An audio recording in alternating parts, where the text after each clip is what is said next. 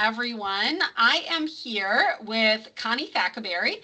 My name is Sasha Thackaberry-Voinovich. Yes, we are related. We are sisters.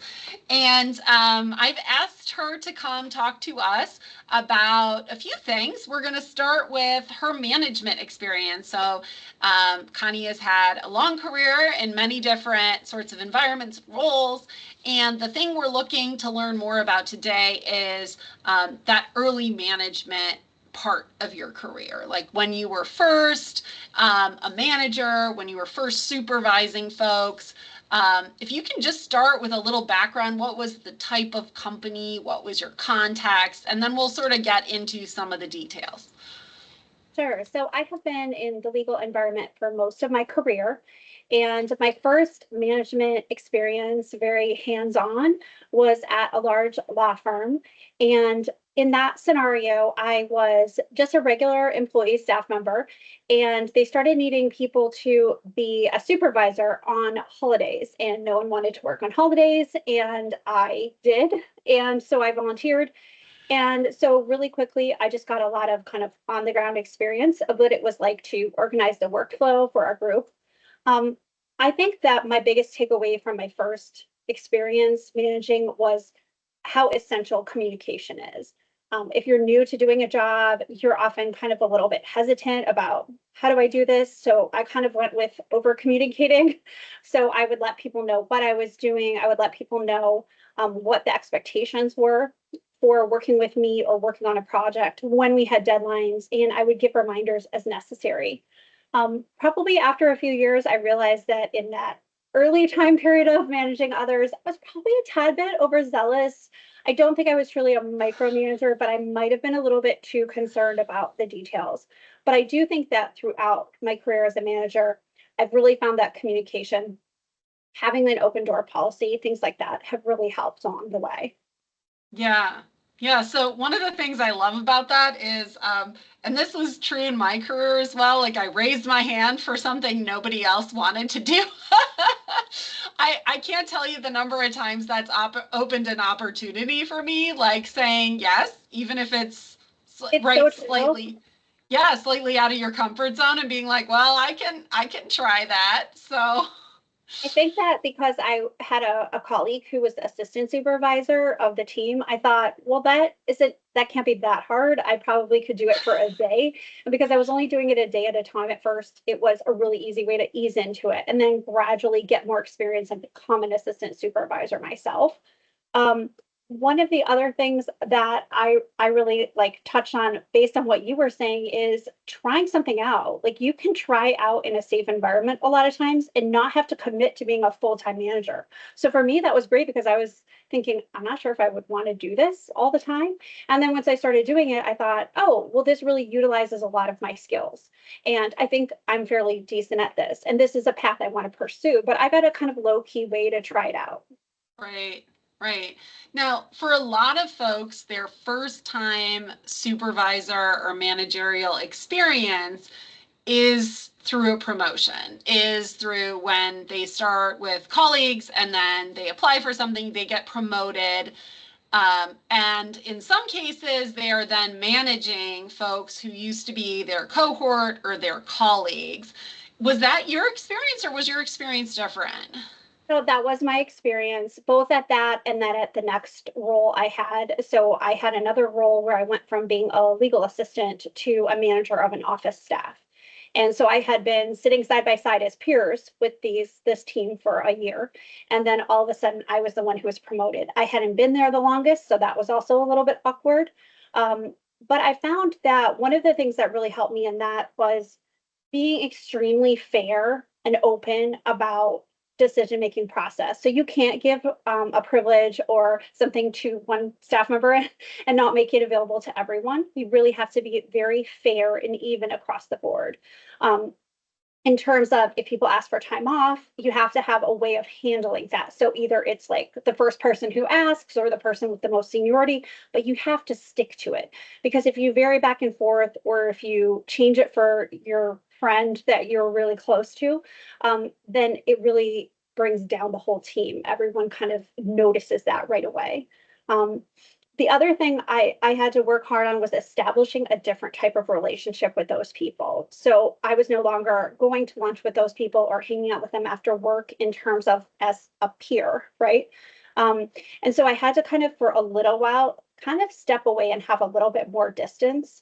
The other thing that I did, which I think is just a managerial best practice, is to establish having one-on-ones with people. That was very different for this office. They hadn't had that in the past, but it really gave each person an opportunity to tell me what they had concerns about, what they were working on, and how we could kind of work together on things that were for the benefit of that individual, but also for the benefit of the office. Yeah, that's very interesting. I had a similar experience where I was promoted and was managing people who used to be, peers in our group, and I think I did that particularly poorly. So it sounds like you handled it much better. Think it always is easy. I think that there are definitely times when you kind of get a bit of side eye or you might get some pushback on things. But again, I think if you're able to explain why you're doing things, I also think this is personally from me coming into a variety of jobs as a manager or as someone who was then promoted in a role, is to not try to change everything right away. Sometimes you're going to see stuff immediately that is a huge problem. So one position I went into as a manager, there was a huge problem with overtime. All kinds of staff was working all kinds of overtime without approvals, and it was really upsetting the budget for the office. And if you go in and day one, day two, or even week two, you go ahead and change everything, you're not going to have time to build those relationships first. So in those situations, I really recommend building your relationships, getting to know your people, explain the goals, explain to people what you're doing, and then gradually make those changes. So maybe month two, month three, you're starting to implement some small changes. And then maybe month three, month four, you're making some bigger changes. But if you go in right away, and I've seen it happen from other managers that I've worked for, if you go in right away and try to change everything, it really kind of upsets things so much that it's hard to get the regular work done because everyone's spending so much time talking about it that you can't kind of proceed with getting every day-to-day work done. Right. Yeah, no, for sure. And that does those relationships, I think, so critical to a healthy managerial sort of, well, relationship, right? The one-on-one time and the understanding people and their motivations, but I have also found that part of leadership is lonely, right? Like you don't get invited, maybe it's just me, but you you don't get invited It's lonely. you don't get invited to go for drinks or whatever, and I think that transition is, I think the first part of it is kind of an emotional thing for you as an individual as well. And when I've promoted other people, I've always warned them about that it's a thing where everybody complains about their bosses about something, and people will be complaining about you about something. So you have to be less concerned about being people's friends and more concerned about being fair, right? And respectful and even-handed about things. So any tips or recommendations that we haven't talked about that you think would be valuable for people? I think in terms of the one-on-one and the team and like really kind of being that newer leader of a team or newer manager, I think celebrating success whenever possible. So I love to like start a meeting with like, hey, did everyone hear about what Sasha did? And even if it's not, it could be in the workplace. It's great to keep it to the workplace, but sometimes it's also even great to include a little bit more personal things like, oh, so and so celebrating an anniversary, as long as you know that they're okay with that kind of shout out. I love to start a meeting with a shout out like, hey, we got feedback on this project. And, Sally, you were really recognized for how much time you spent handling this really challenging client. Starting that off really sets that positive tone, right? Also, giving people the chance to stretch and grow. If we are just kind of all doing the regular job that we always do, and no one's kind of giving us a chance to do more, we can just really feel stuck after a while, and it can be like everyday work is like a little bit boring. So looking for those people who need that chance to stretch and grow, and delegating a project or giving them a chance to really shine can really help and build and strengthen those relationships over time. I also love to do, like, I call it a round robin. There's probably some way newer term for it, but like at the beginning of a meeting, asking a question of your team. So, hey, summer's coming up. What fair or festival is everyone looking forward to going to this summer? And having each person share. And when you have people in different offices or even in the same location, some people, it'll surprise you, will come up with the same type of event being their favorite.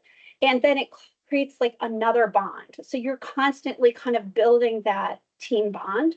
And I think that that's a wonderful thing as a manager, because the stronger your team is, that's going to be really helpful to you when you need to like have those hard times where everyone needs to stay late, you need to get their project in on time. You know, you kind of built up that goodness, if that makes sense. Absolutely, absolutely. And it's one of the books I actually read in one of my programs, like endless student myself, was about we building. It was that concept of like building the us together as opposed to, like the I say and you do kind of leadership thing. So I think that speaks so to that. One of the exercises that I've used is for virtual teams, because most of my teams have been virtual, is putting up a map. I don't know if you've ever done this one, but you put up a map of the world and you're like, okay, where have people gone? And so you have stars for where people have gone. Where do people want to go to? And I have never seen either so many people who went to New Zealand or so many people who want to go to New Zealand. I had no idea. It was like a whole topic of conversation about New Zealand. And it was like sort of a bonding thing, right? It does get you through the hard times.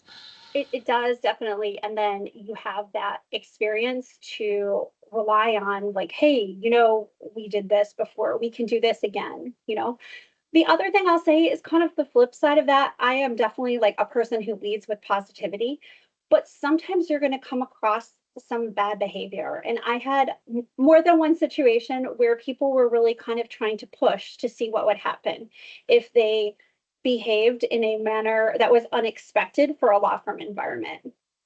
So I had a meeting once in which a staff member put their feet up on a table in a meeting where I was presenting. No.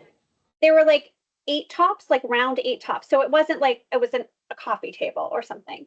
And that person also came into the meeting late and definitely was making a bit of a scene with this action. So my sensibility was like, ignore it, just keep going on, don't address it, whatever. And I was able to talk to my boss at the time and our HR team at the time. And we really decided that if we really just ignored this and just brushed it off, it may cause issues in the future with my team.